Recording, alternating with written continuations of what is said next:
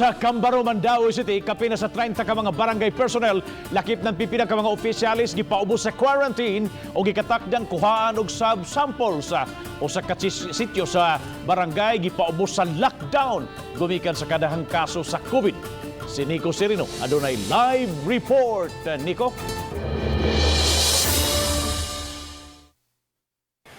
Yes ba, apektado karon ang panerbisyo ning Barangay Cambaro ngadto sa ilang mga konstituente human may pahigayon o may paubos sa strict home quarantine ang pipila nila ka mga personnel lakip na mga opisyales. Sa ilang barangay hall compound, gi-quarantine karon ang moabot sa 38 ka mga staff sa Cambaro, Mandaue City. Mga personnel sila sa barangay, lakip na ang 3 ka konsihal. Gikatakda sila nga kuhaan og swab sample. Ang gihimo sa taga-barangay, panigurado na lang nga wa sila matapti sa COVID-19 human may natala nga mga kaso sa ilang dapit. Wa na lang una sila manguli sa ilang Pinoyanan aron di sab mamiligro ang ilang pamilya. Hopefully nga wala lang gyud positive. Kami nga naibalay mag-isolate lang dyan sa mga ipalayo lang gid sa among pamilya. Gumikan sa pag-quarantine sa barangay personnel, apektado ang pipila ka serbisyo sa barangay. Wa lang una iapod-apod ang mga relief packs nga natanggong karon. Hinuon ang dakbayan mao nay mihulip sa mga trabaho sa barangay.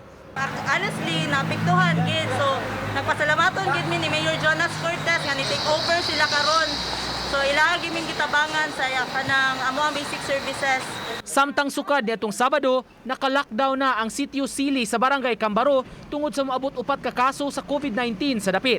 Gwardyado sa kapulisan ang lugar aron di makagawas ang mga residente.